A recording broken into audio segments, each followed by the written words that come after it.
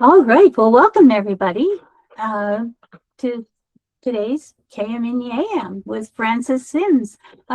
Dr. Syms has graciously agreed to lead us through some of the, environmental consequences of what we are now all using as AI technology. So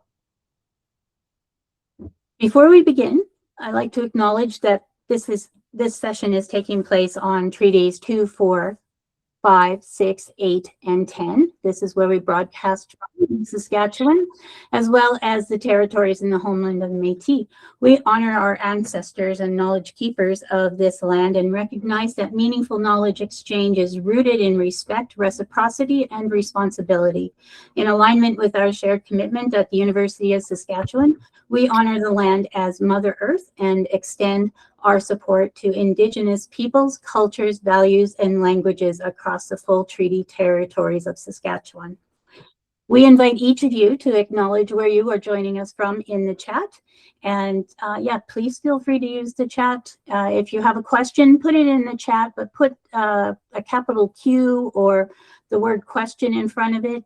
And that way I can easily pick them out. And welcome to everyone who's new to KM in the AM. We are a Saskatchewan-based community of practice for people who care about knowledge mobilization, research communication, and their real-world impact. KM in the AM stands for Knowledge Mobilization in the Morning, which is also known as knowledge translation, knowledge exchange, knowledge brokering, all of those fun words. As a community of practice, our mission is to support individuals and organizations focused on translating research into practical real-world applications that help create healthy communities. Today, we're thrilled to welcome Dr. Francis Syms for our session, When AI Meets the Grid, What Data Centers Mean for Saskatchewan. Francis is the Associate Dean of Information and Communications Technology and head of the School of Clean Energy at Humber Polytechnic, where he leads programs spanning artificial intelligence, cybersecurity, data infrastructure, and clean energy workforce development. He's passionate about advocating for helping regions translate digital transformation into practical, sustainable outcomes. Professional journey provides a unique perspective at the intersection of engineering, leadership, and real-world development experience. His work also focuses on how AI-driven growth is reshaping energy systems, critical infrastructure, and skills needs across Canada and international. So let's give Francis a warm KM in the AM welcome. And Francis, I'm going to turn it over to you right now as I manage the technical side of today's program. That is great. And first of all, I'm as much as I appreciate you calling me doctor, I do not have a PhD. I went when I was in my PhD program, my supervisor convinced me to join up a startup company at the time because he thought we were all going to be billionaires. And then the dot-com bubble happened, and I finished with a master's, and I'm grateful. But there's many people work very, very hard to get their PhD, and so I'd never want to use that in my title. But I appreciate that you think that I'm not capable, Bonnie. So thank you. And I'm also grateful that you've organized this. I think this is an exceptional thing that you do here, that you're able to bring people together from right across the country. And I was talking to CBC Regina just before we got on the call. I think is it Mitch there? I can't remember who I was talking to, but the point is, and I know that data centers are a hot topic for people all across the country. So this is an exceptional thing that you're doing, and I'm grateful that you're able to include me. I hope what I can do today is provide value to the listeners. But when I looked at the list yesterday, I saw that there's an exceptional group of people that are coming. So at any point, if I say something that doesn't feel quite right, because I don't want to assume that I know what's best for Saskatchewan, the goal of my presentation is to provide information, ideas, and tools that might help you who live in Saskatchewan make informed decisions. And it's the same kind of thing that I do with other parts of Canada, right? I'll be going to a conference in Halifax in just a few weeks to have a similar conversation. And I was actually on last night with the BBC talking about AI. So this is something that everybody wants to know.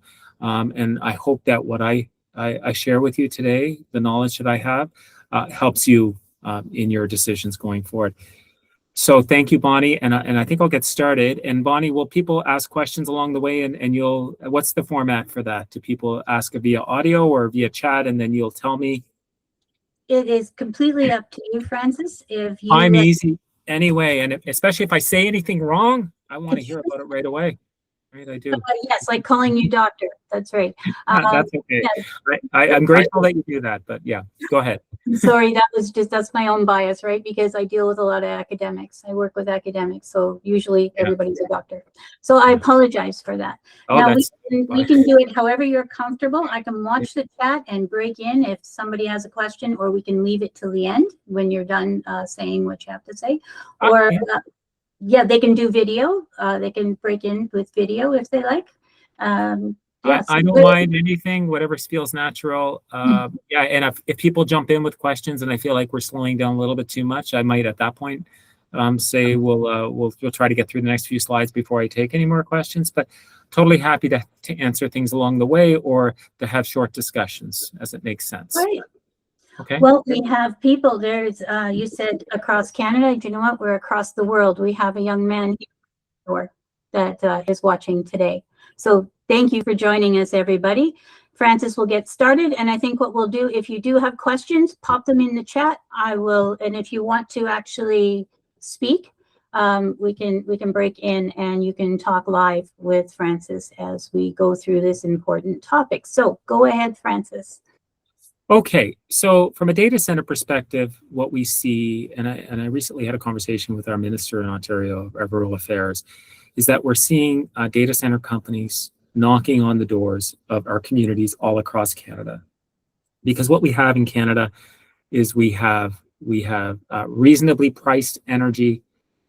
We are a reasonably cool climate, especially in the winter, which is great for data centers with hot servers. And we have lots of access to water. So what I'm going to do today is talk a little bit about that story. I kind of plan to cover four things. One is to talk about the environmental and the economic impact. As I understand it, there's three major Saskatchewan projects already in motion. I'll talk a little bit about each of those, and I would invite comment and conversation if I don't quite get it right or there's additional insights that you'd like to share. And then I'm going to talk about the energy bottleneck, like how are we going to power these data centers? My perspective on the value that Saskatchewan has to bring to the table, but what are the challenges in the short term? We'll talk a little bit about workforce and opportunity, is that a lot of these companies, as they come into towns, they promise jobs, jobs, jobs, jobs. And there's lots of great jobs at the beginning, but once these data centers are running, can people see the presentation? Somebody just texted me that they can't see the presentation. Bonnie, can you see it? Yes, I can see it. Okay, good. Sorry about that. Yeah, somebody texted me on the side. Yeah, sorry to jump in like that. No, that's no problem. Go ahead. If anybody can't see the presentation online, it might just be good to put that in the chat so we know if there's like it's a one or two person thing or it's a at volume sort of thing. It's a one person so far sort of thing. Okay, so okay, if I great. can do some troubleshooting. So okay, thanks. Sorry to disrupt the flow. And then the last thing I want to talk about is just some areas of exploration that you might want to recommend, that I recommend you might want to ask people as they're talking to you about the plans about data centers, what's being told, what might not be told, what are the questions you might want to ask your administrators, your government officials, or just have a conversation together and talk about if you're involved in the planning. Okay, so basically by 2030, and I'm going to try to translate some of these numbers as we go along into things that are meaningful for us, right? Because like an energy number, I'm an electrical engineer. I spent a lot of time doing power systems in the long time ago, many years ago. So I know what these numbers mean, but they don't actually really hit home. And that's, I think, part of what we're trying to talk about today. So 945 terawatts. All of Toronto is about, I think, 1.2, 1,200 megawatts or 1.2 terawatts. the global electricity demand by data centers is expected to be, 945 terawatts, which is equivalent to all the power in Japan, 1.5 times all the grid power in Canada. And I heard a report that said if data centers were a country, it would have the 4th highest carbon emissions and energy draw of anyone in the world. So the numbers are staggering. And this demand is really coming now as a result of AI. These data models, consume, just doing a simple search, and I'll run through a few scenarios here, takes about 10 times more power and compute capacity than a simple Google search. And there's huge growth. Every day when we type in things to ChatGPT, we're turning on a number of different servers in a data center somewhere just to get the response. And what companies have done, like OpenAI, Anthropic, and the others, is they've allowed us to use these platforms right now for free, for the most part, maybe for a small amount per month, so that we start to use it and we get familiar with it, and then we're going to be dependent on it. And the true cost of using these platforms isn't really realized yet. OpenAI is taking billions of dollars from investors every year to build these data centers and to train these models, and they're not really making the money back yet. So it's staggering to think that this is the scale of what we're talking about, but that's why we have this data center boom. So training an AI model, the kind that powers ChatGPT, it's enough power to power Saskatchewan and Regina for 2 days, right? If you think about it that way. So that's quite significant. Microsoft has $80 billion in unfilled orders for AI compute capacity. So what that means is they have people waiting to get access to the servers. So that's why these companies are knocking on the doors everywhere in North America. In fact, I don't know if people, and the tragedy with the Iran war, I'm not going to talk about it, but the Iranian military targeted Amazon data centers, right? Because, Amazon data centers is where some of the AI tools that the Pentagon was using were deployed on. So data centers are now part of this, this military infrastructure in a way that it never has been before. And basically a single hyperscaler campus. Hyperscaler is when we talk about like these large data centers. You think 4 or 5, 6 Walmarts side by side. It can basically be the equivalent to the demand of, a size of like the city of Saskatoon at the low end or Calgary at the high end. So it's mind-boggling, the scale. And in Ontario, we're deploying 4 new small modular reactors, nuclear reactors. We're supposed to be the first in all of the G7. Each of those reactors is about 300 megawatts, which effectively is less than what one of these data centers costs. So when you think about it that way, a data center consumes more power than a small modular reactor potentially. So it's staggering. And the prediction is that right now, data centers in the internet consume about 2% of the world's power grid? It's predicted in a few years, it'll be up to 88%. Now, what we know is these companies are really trying hard to get the cost down because, the consuming all this power, they have to pay for it. And so in the early days of the internet, there were some reports that people predicted the internet was going to consume half the world's power. Well, in the end, it's maybe 2%, 3%, still significant, not half the world's power. So there's hope that the amount of power consumption will go down over time. But right now, as it stands, these are sort of the predictions. So if you were to type in, a ChatGPT message, like the one on the left, right? Each bulb I have on the right is 1 minute of a 10-watt LED bulb. So that might be, what is that, equivalent to maybe a 50 or 60-watt incandescent bulb. And what I try to do here is I try to put a QR code link, and I'm happy to share these slides when we're done, Bonnie, to anybody that would like them, but to the actual research report, because this isn't research I've done. This is research that other smarter people have done, and I'm trying to report on it in a way that makes more sense. So the bottom line is, like, all these light bulbs that get lit up, right? That's the kind of energy that's required just to type in a search query like this. Some people have said like that it's equivalent to like a 60-watt light bulb being on for maybe like an hour. So it's not insignificant. And if you're doing something like using it for research or a report, you think over and over again, you're going back and forth and asking questions. Every time you do that, that's consuming power. We're not really paying the true cost of the power. The investors that are investing in these companies are really paying for that right now. But does not come for free. And then if you think about it from a water perspective, every time you send a command to these servers, what happens is a lot of basically transistors in that server get turned on and they start to get hot. And those things need to be cooled. And one of the most effective ways to cool these data centers is with water, running the water through pipes. You can use like the traditional sort of heat exchanger systems, like air conditioners. But a lot of the times these data centers are starting to deploy water like in pipes across the servers effectively to try to cool it down that way. And so a conversation like this would probably require about a half a liter of water to cool. And if you can think about it like, I did an analysis one time for Ontario. If 1% of Ontarians did this type of chat once a day, it would be the equivalent of household power of 2 houses for like a full day or something like that. So it's not insignificant. And you think about the number of people that are doing this all across the world. And so when we talk about AI and data centers, you can argue that the water gets recycled. The power doesn't get recycled, but the water gets recycled for the most part. But you still need that vast amount of water. So you need access to that water. And then when you put the water back in the system, even if it's clean, then the temperature of that water is higher. So what does that mean for the marine ecosystem locally? So we're talking about vast stores of water when we're talking about data centers. And if I think about a data center, I want to break it down, right? I'd start with a computer. So you ask your computer a question, right? Your device consumes maybe 45 watts, a reasonable amount of power. And then, if you think about your computer, well, basically a data center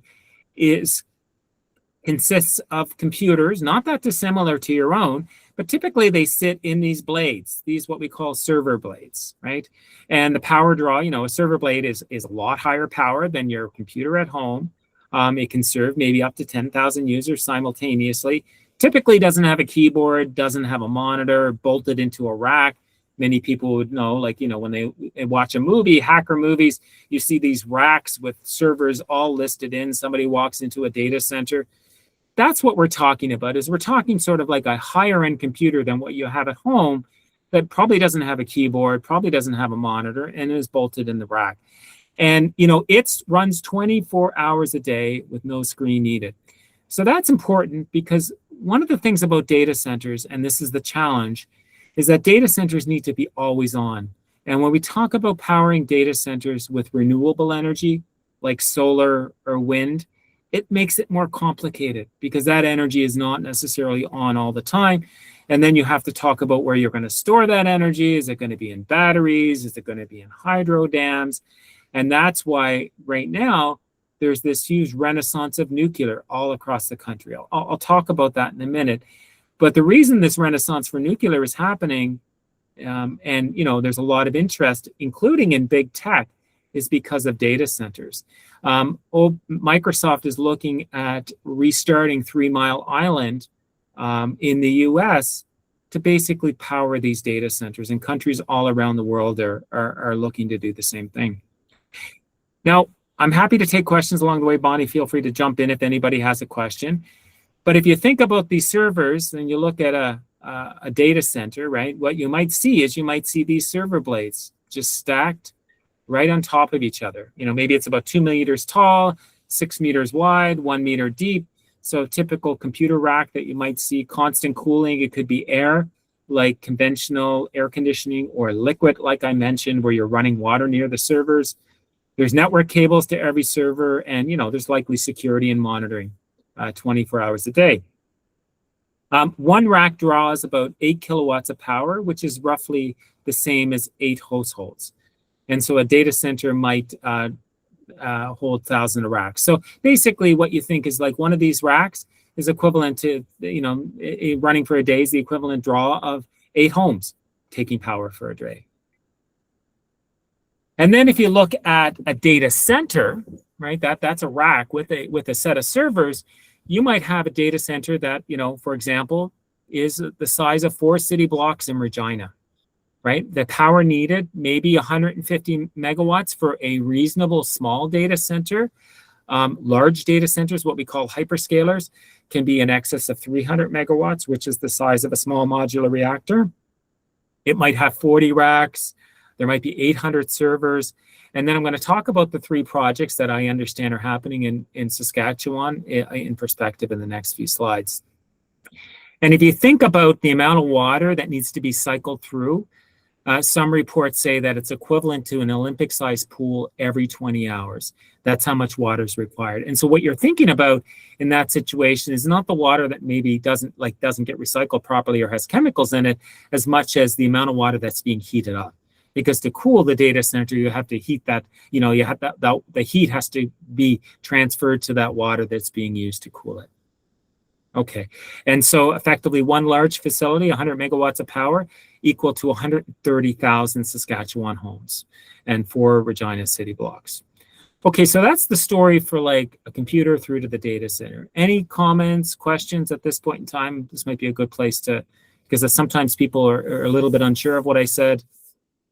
Frank, and for any of my colleagues there that know better, feel free to jump in. I'm sorry, Bonnie. Yeah, no, I have a question for you. It just occurred, for these data centers, any noise pollution around these data centers and the effects of sort of that low hum that all the fans and all the electronics make? Like, is that an issue? Is that something we should be concerned about? Yeah, and I'm not an expert in the noise. There have been some reports, that local communities are concerned. And I think there was a question in the LinkedIn chat, but I'm not an expert on the noise pollution. I would invite anybody that's on the call that might have expertise in that space to jump in. I mean, we often talk about noise pollution at the same time as we talk about wind turbines and renewables. So it's not a new concept with technology, but unfortunately, Bonnie, I'm not really an expert in the noise pollution part. If anybody else wants to comment, I'd welcome that.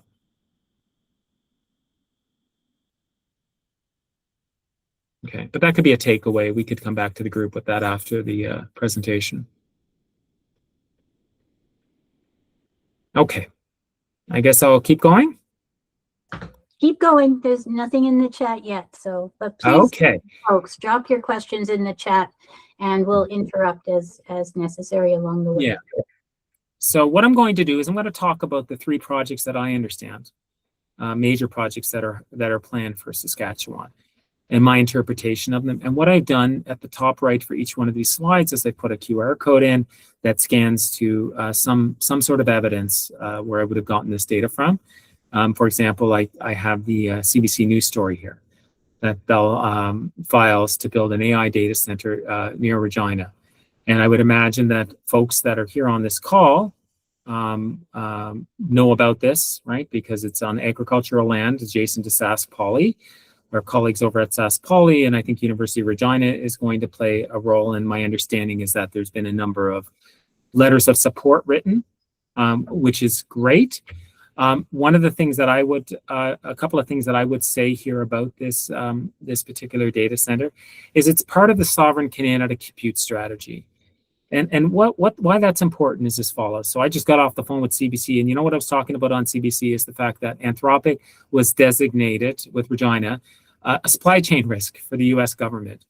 And think about this. When we put our data into tools like Anthropic, Claude, or OpenAI's ChatGPT, well, what happens in a scenario where you type something in, you're going to go across the border, and you type something in, well, should I take a burner phone? Should I delete Instagram off my phone? You're probably not doing anything illegal, but you're worried about somebody saying something. Well, what happens in a scenario where, because it's a US company, the US government has that data, and then you go across the border and they're asking you a question, well, why did you do that search last night? Like, it's just wild to think about, but that's the kind of stuff that we're talking about now with the US government. And so it's extremely, extremely important for us to build our own sovereign compute capability in Canada. And right now the focus is on, universities, government, healthcare, because we don't want our private, private healthcare data being shared in the United States. And the reality is that there's decent privacy laws in Canada. that protect the ability for organizations to share data with each other. But once that data goes below, to the board, across the border, we lose complete control over that. So we can't control if our personal health information data might be protected, but what happens when it goes to the United States, or what happens when you go in for a medical appointment, and the AI company is able to tell, well, you stayed at a hotel nearby. You don't usually go to that hotel. You paid for the Starbucks or Tim's coffee at the hospital. And if all that data is integrated together, that's a security risk for Canadians. So I'm excited about the fact that this is part of Canada's sovereign compute strategy. Building our own sovereign AI data center is excellent. The partnership with Sask Poly and University of Regina and University of Saskatchewan, I mean, those are really strong things, because what I know is academic, faculty and leadership are really going to focus on what's fair and reasonable and ethical and moral, right? Because the focus is not on making money. It's about making things better for the lives of Saskatchewans and Canadians. And then there's some talk that waste heat could feed on-site greenhouses. They've been doing some of this work in Europe, where they've been using waste heat instead of just heating up the water, using that heat potentially, and I think it's in one of the Nordic countries, maybe Norway, to use that waste heat to actually heat homes, which I think is really innovative. And I suspect there's colleagues on this call that know more about this than I do.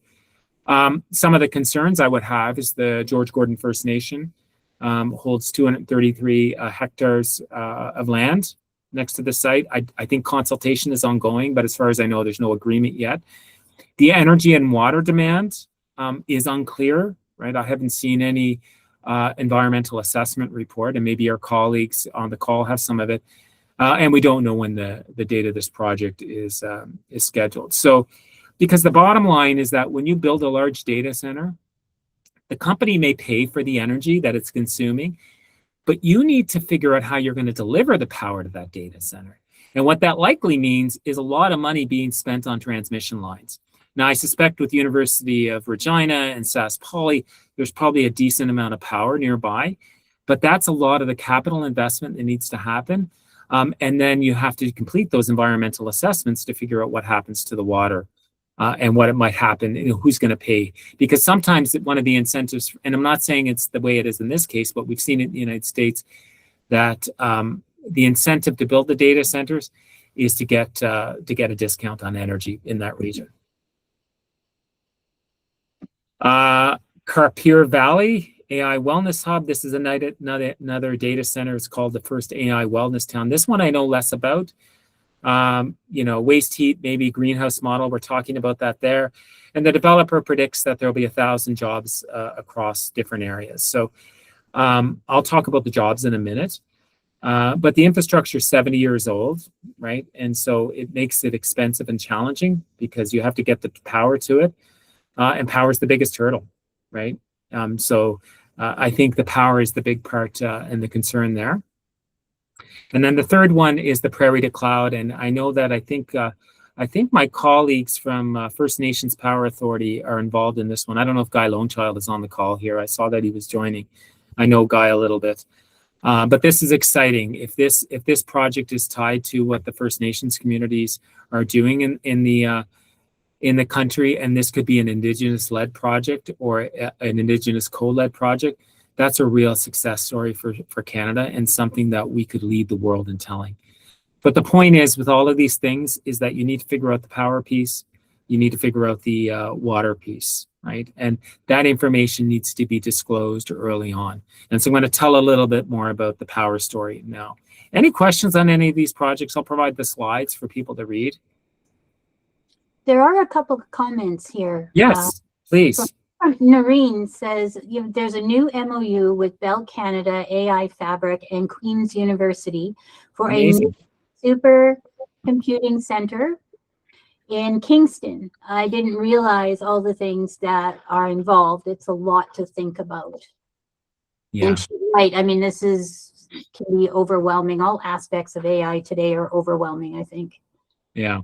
And there's another, Ali has mentioned, noise is one of many safety issues that need to be measured and controlled. We are in a stage of developing a safety in data center course. Oh, that's exciting. And this course is one of data center operations program at Humber. So that's exciting. Your home institution. Yeah. We're thinking about, we have a data center on site, and we're doing a lot of that work. So Ali would be one of the professors in our cluster. So thanks, Ali, and thanks for sharing. And the other person that shared about Kingston, thanks for that. I didn't realize that. And Saskatchewan has had data centers in the past, right? Astel, our phone company, has a data center that they run and operate and have done for years. So there is some data there that can be accessed by researchers, I think, when they're thinking about this sort of thing. So we're not new to data centers. Not new. I mean, what we're talking about really today, what I'm talking about is just the scale. These are large projects that to support AI. But every telecom provider in every province, I think, probably has data centers. Yeah, and we're expecting another one to be built just outside of Regina. Oh, really? So there's some folks in the southern neighborhoods in Regina that are very concerned about what this is going to mean for their the environmental impact mostly.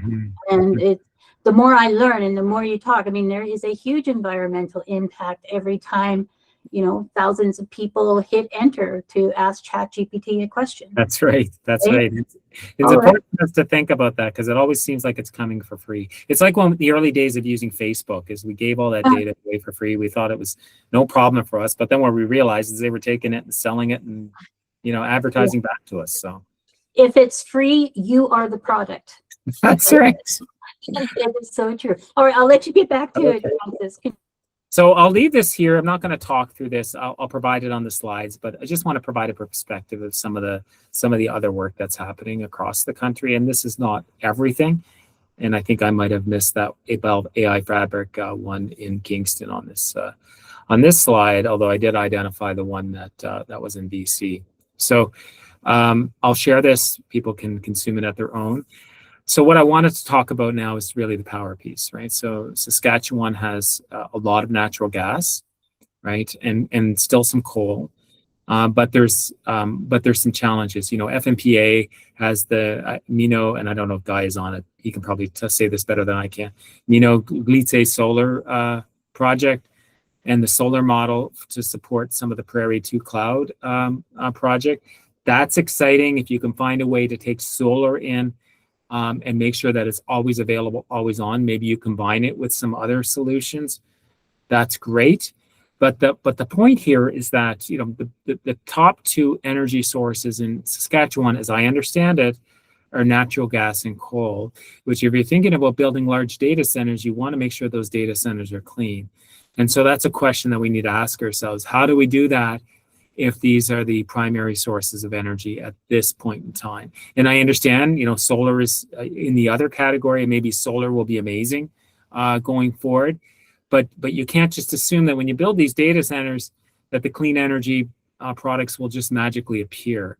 That they need to be part of the consultation and the early on requirements. That if you're going to build this, you need to make sure that there's renewables in the mix to ensure that the data centers are being built with that in mind, or that they're supplying their own power. Like in Ireland, in Dublin, in some cases, when you build a data center now, you have to bring your own power to bear. So I think they're using natural gas maybe in some of those data centers.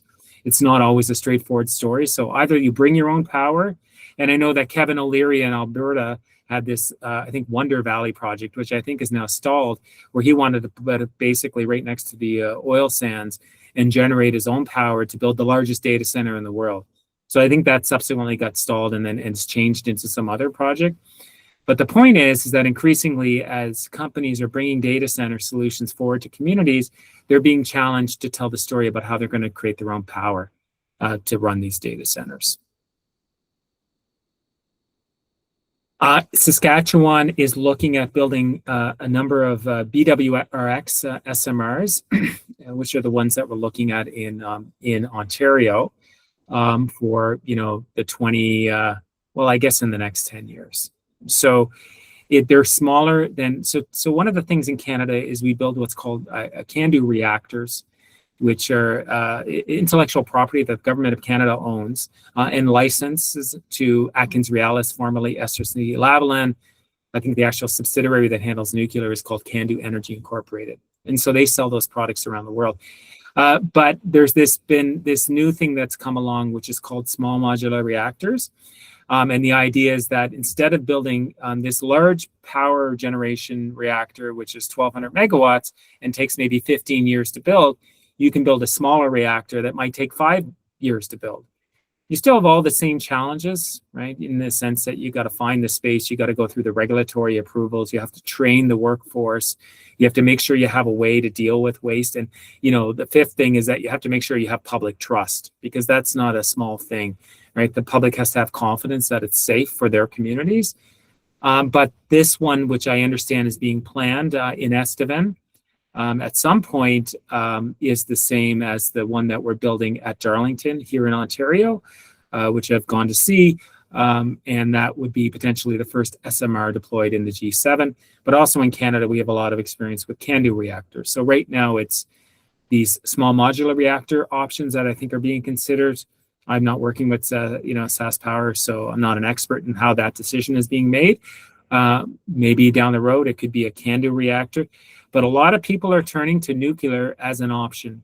And nuclear is increasingly being referred to as part of the clean energy solution. So clean energy includes nuclear and it includes renewables. Although there's waste, and different people will have differing opinions on whether they consider that clean. It's a lot cleaner than natural gas, coal, or the LNG pipeline that we're building. So it has to be part of the solution going forward. And I think increasingly these big tech companies are relying on nuclear as part of that solution, including in Singapore. I think you said there was a colleague or somebody joining from Singapore, and I was in Singapore just a month ago at a round table, and there's even options about maybe a floating nuclear reactor in Singapore or building land somewhere else. So everybody's considering lots of different ways to build that capacity. Okay. Any comments, thoughts? Well, Tara Johanna here, and I believe she's a freelancer like me. So okay. She has an interesting comment and says, as someone who really cares and tries to be water use conscious, not sure if that makes sense in brackets, data centers for AI and their water use is a huge turnoff for me wanting to use AI platforms. There are countries who are very low on water. So it's not an infinite resource that we should take lightly, even on a regular basis. Mm-hmm. Now, this might be a very, maybe a naive question, Francis, but can seawater be used to do the same thing, or is it fresh water that's being used? No, seawater could be used. There's a process for that. It's just seawater tends to be more corrosive, but absolutely seawater can be used. Oh, that's good. So anyway, thanks for that, Tara.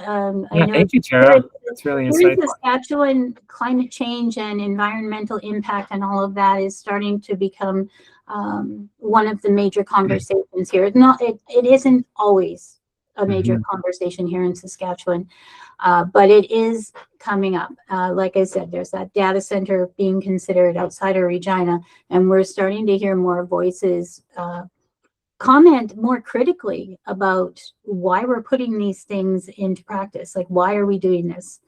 I don't think AI is going away anytime soon. I think that genie's out of the bottle, and people like it and use it, and they want more of it. So folks like you are contemplating these big questions, right? All of these big brains. Now, I know the EU and Canada itself does have AI guidelines.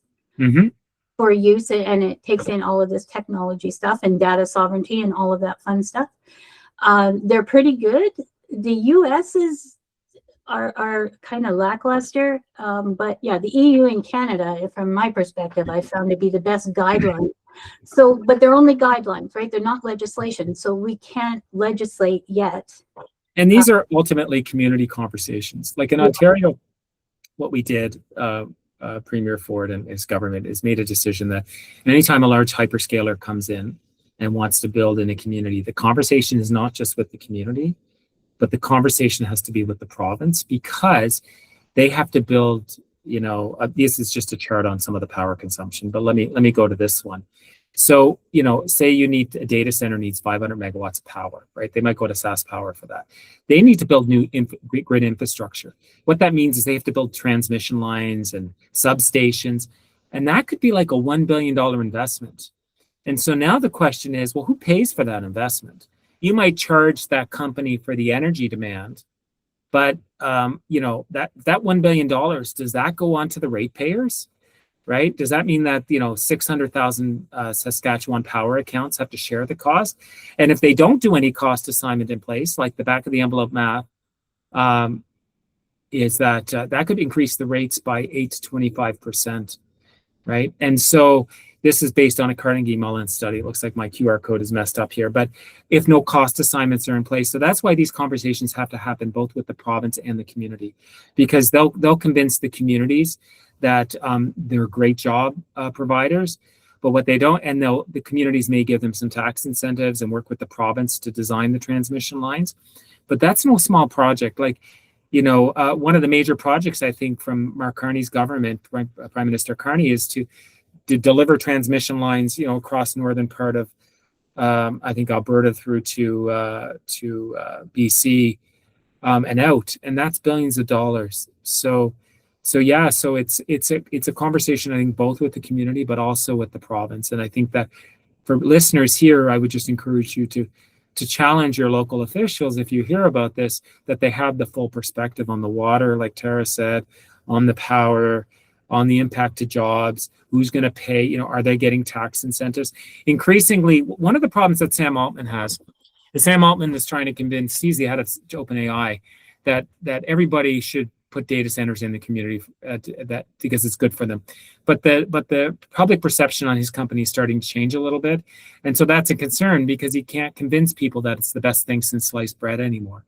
Increasingly, people are worried. And in Northern Virginia, what you see where they are, I think, have 80% of the data centers in the US, that there's fluctuations on the power grid. There's blackouts, brownouts. And if the data centers, you know, these large data centers just turn off, well, that actually can blow up parts of the system because it's a huge amount of power draw that's just disappeared. So it's not just about like flicking on a light switch on or off at home. It's like turning the entire power off and on from a whole nation at once.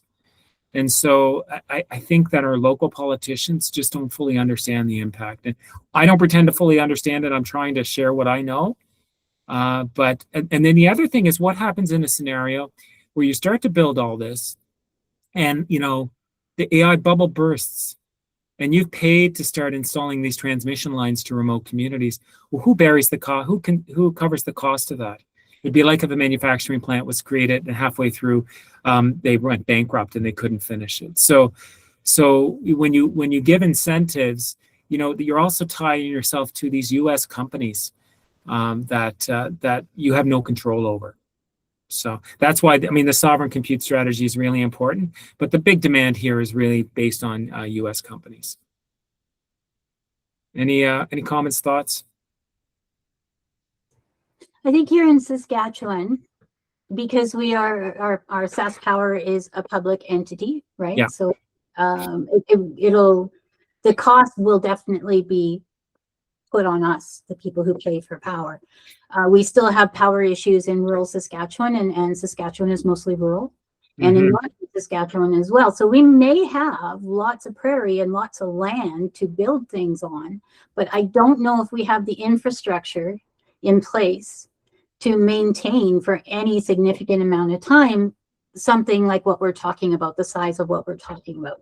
Because like you said, I don't think we fully understand how big these things are and how much of the resources that we have are going to take. Now, Canada, of course, has, I think, 2/3 of the world's freshwater lakes and rivers.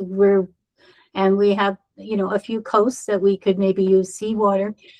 But I guess I get stuck on, and maybe we can't answer this yet, but I get stuck on what's that going to do to our fishing industry, to our farming industry, to our many industries that Canada relies on.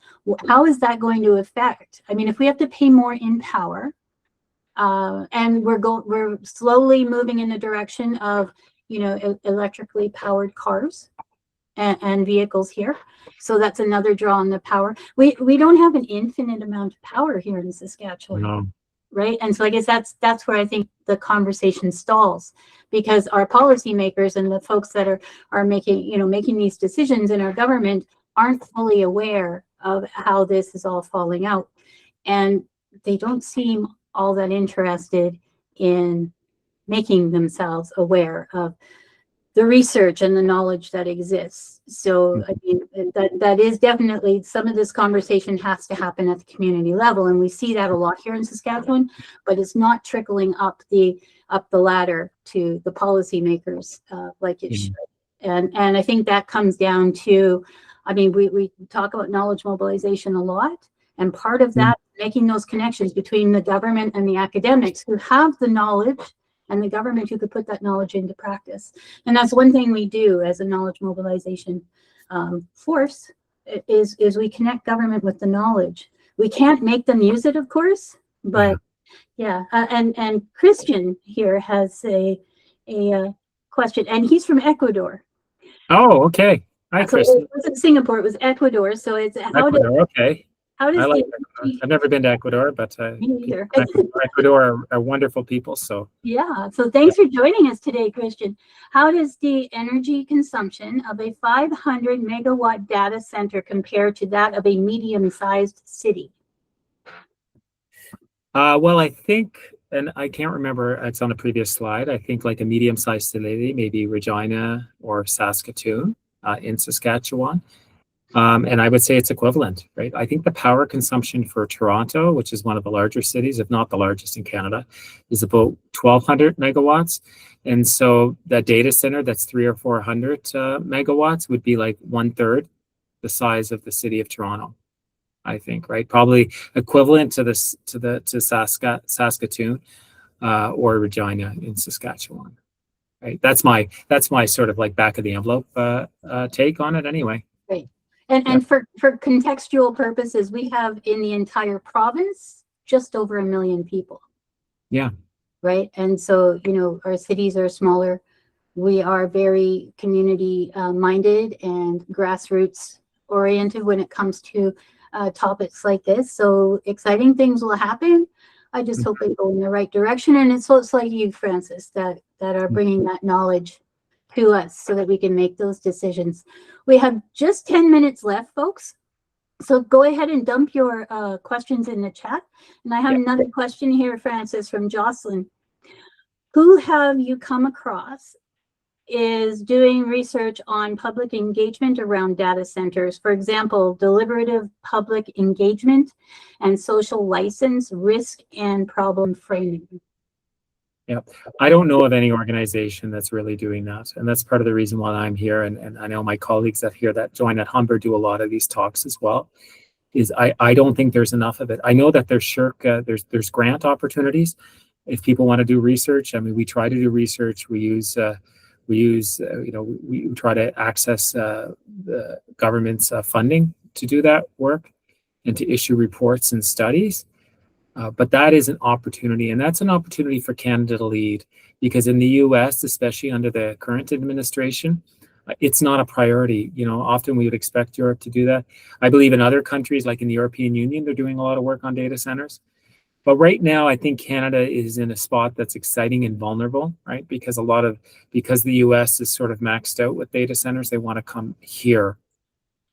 So yeah, I would, if anybody wants to do that kind of work, I'd be happy to have a conversation with them about how we could jointly apply for research. But I think there's an opportunity for anybody that wants to do it on their own. I mean, amazing researchers at University of Regina, Saskatchewan, Sask Poly, and others across Saskatchewan. So I know you have the talent to do this work. So maybe there's some small thing there that would inspire you to go out and do something in that space. That's what I'm hoping. So. Yeah, and right now, I think we're in danger of losing funding for at least one Canada research chair in AI. Yeah.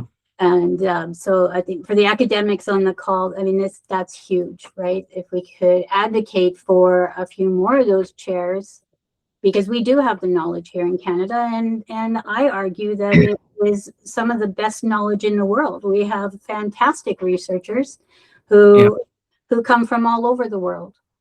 And I agree.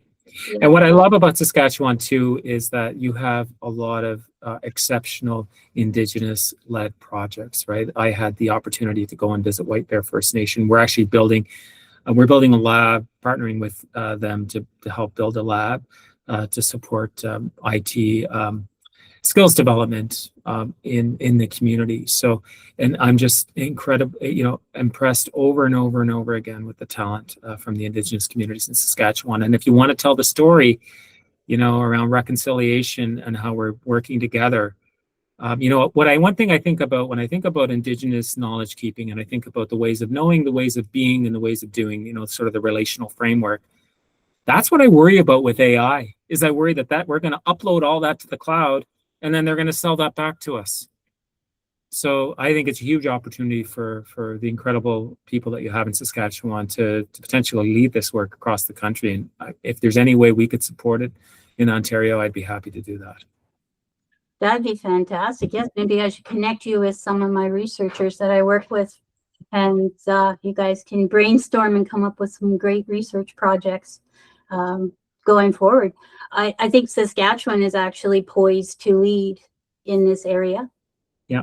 Because we do have First Nations University of Canada here.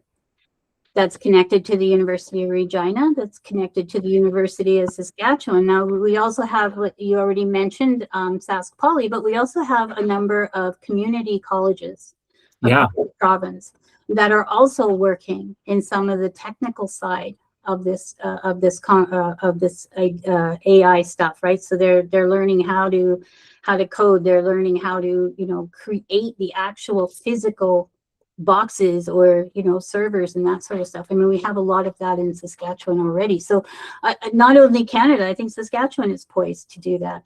Yeah. And it'd be cool if we had like a large country project, right? I'd be happy to entertain and have follow-up conversations with anybody that's interested. Now, Bonnie, I have 5 minutes before I have to jump on an interview. What I could do is say a few things here, and my colleagues, like I think Ali is on, and we have other colleagues at Humber that I work closely with, would likely be willing to stay on if you want and answer some additional questions if we don't get to it.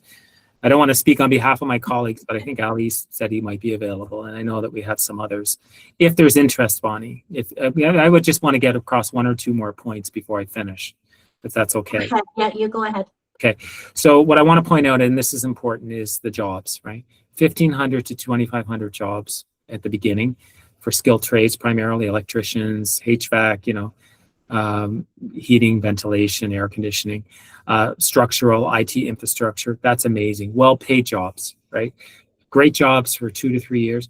The problem in the story they don't fully tell is that the operations piece, once it's running, it's not a lot of jobs, maybe 50 to 200, which is still amazing for a small community, but it's not necessarily the same as a manufacturing plant. And that's part of the conversation in Ontario, like why it has to be decided at the provincial level for these projects now, is because they may be weighing, do I put a large manufacturer on the grid that's going to have 1,000 people working in the factory every single day? Or do I put a data center on the grid that's great at the beginning, but not necessarily the same long term? And the data center may still be the answer, because it just fits best with the community. But it's an important thing to think about, I think, right? I want to talk a few things about the things that I think Saskatchewan, and I'll share these slides with you, is obviously the economic development piece, the climate advantage. That's part of the reason they're knocking on our door. The work that you're doing for data sovereignty is exceptional, right? There is no shortage of demand. Amazon, like I said, has $80 billion worth of demand that they're just waiting to do it.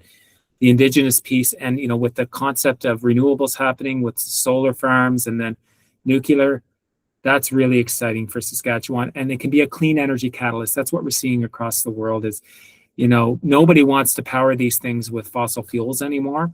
They want to do it with clean energy, and if the data center demand is there now, that can move these clean energy projects forward much more quickly than they typically would have been.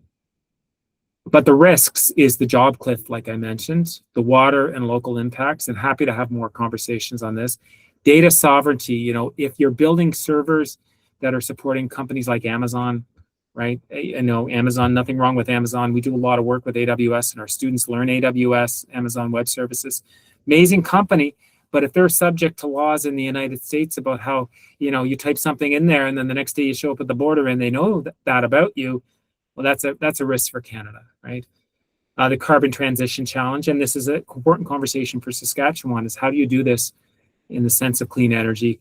What is the rate impact, and make sure that we're not giving discounts, and the community engagement, and that's part of what we're doing here today. I won't go through this slide. I'll share it with you. It just sort of breaks down the timelines for these things. There's some lessons learned on other jurisdictions, but I'll leave you with these, and I'll just leave them on the screen for a minute. But the 6 decisions that I think that the folks in Saskatchewan have the opportunity to discuss, and maybe this is right, maybe this is not right, but it's something just to sort of stir the pot and start the conversation. So I think I'll stop there, and then on the slides I have some information about Humber at the back, but I'll share the slides, Bonnie, with you, and then you can distribute them. That's fantastic. So yes, if anyone's wanting to stay, I'm happy to stay and facilitate the conversation. But for now, thank you, Francis, for joining us. I think we're probably going to have you come back. Oh, I would be happy anytime at all. This is the work that you're doing is exceptional, and I don't know any other organization across the country doing this yet. So. No, we are for knowledge mobilization, the York University has a dedicated, they're the only university that has a large dedicated entire school to knowledge mobilization. So here, this is what we try to do, is bring folks in like you to help us get the knowledge we need to make better decisions. So thank you so much. Yeah, if you're happy to stay on, I'll stay until I see CBC calling me, and then I'll jump off. I'll hang up, but I'm happy to stay on until they do that. I think I'm supposed to have no, they're on the call. I'll let you guys go, and good luck, and I'll talk to you soon. Okay. Fantastic. Thank you, Francis. So feel free to jump off and get to the rest of your day, folks. I'll stay on, and we can maybe have a conversation about, I see that Trish had a really great comment earlier about Canada's also lacking the strong data privacy provisions found within the EU, as well as having more overflow from the US policy simply due to location. As we've seen here already, the AI use here essentially follows US policy framework, which essentially is the Wild West, no rules, no fences. And I completely agree with that, Trish. Every time we have a new technology come in, we face that, don't we? I mean, the same thing happened with when the internet came into our homes, when social media hit everybody, and now we're having this conversation around AI. So go ahead, Trish, unmute yourself and tell me more about this perspective. Well,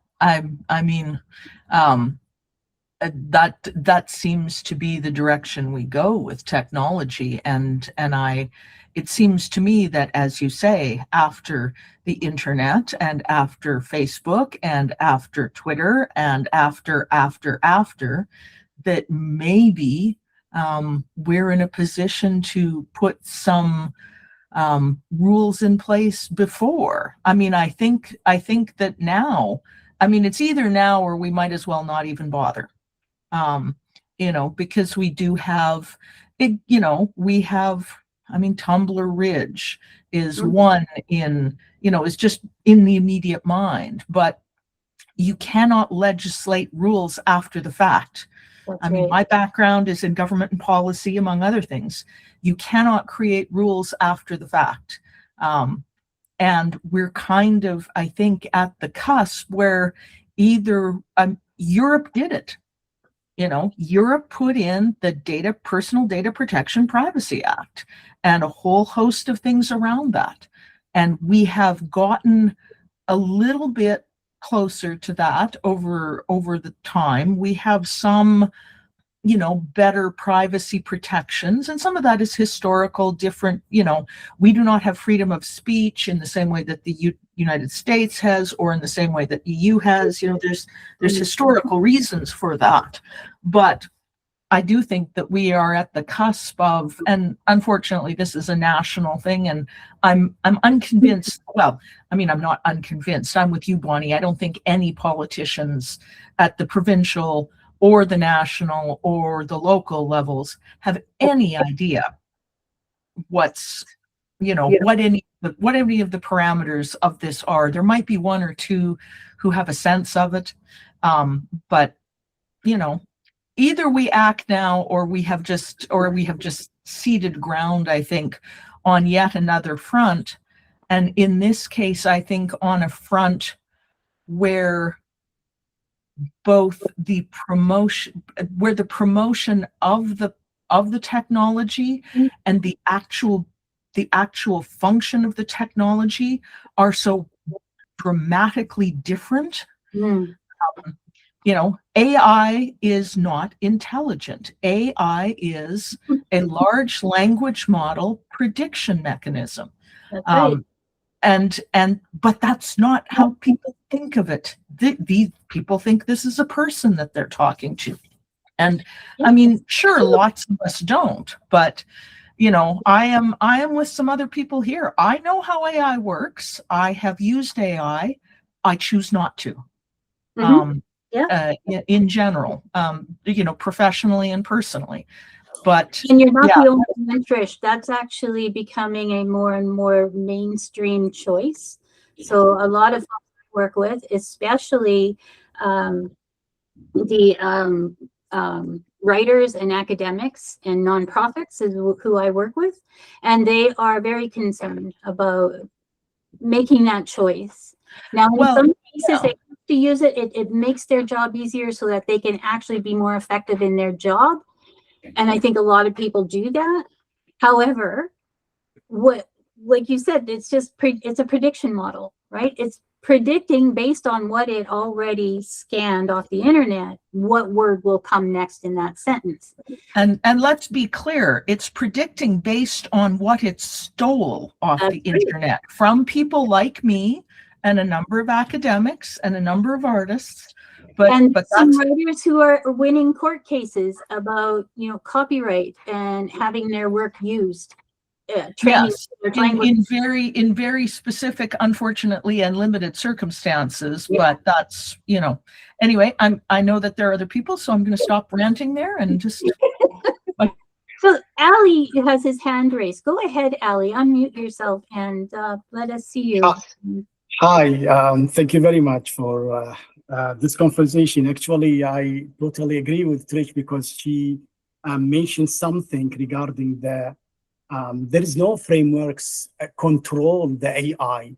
And personally, I believe that because of the race between China and US, so nobody would like to stop and put in place any comprehensive frameworks to control. So even in Canada, we have some of the institutions that already helping the in organization and industrial just to be compliance to some of the data privacy, but most of the organization they are using not the traditional way. When we have a new technology, we need to develop it, and then we need to test it, validate it, and then publish it. What is happening with AI, we are using it and we are go very far of it, and now we are thinking there is no any framework control this technology.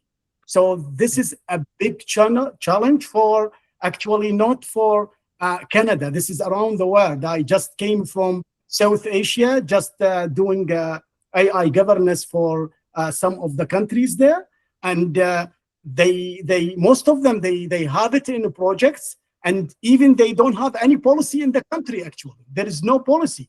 All the data send it outside to with the US or another countries, and it is shared, and there is no privacy. There is any control in place for controlling actually this monster of technology. Actually, I can call it. Thank you.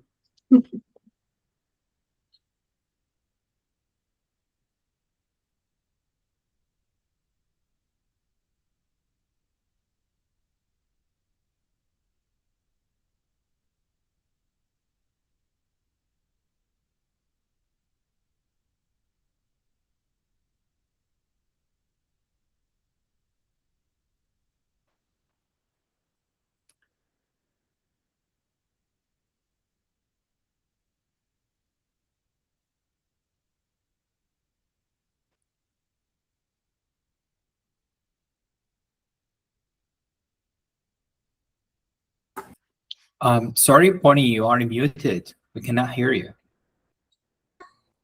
I'm sorry. Oh my Yeah, I goodness. believe so. Yes. Okay. I thought that the problem was from my side. Thank you, Ahmed. It's me. Sorry, guys. It's No, yeah. that's fine. Right. But well, basically, what I'm asking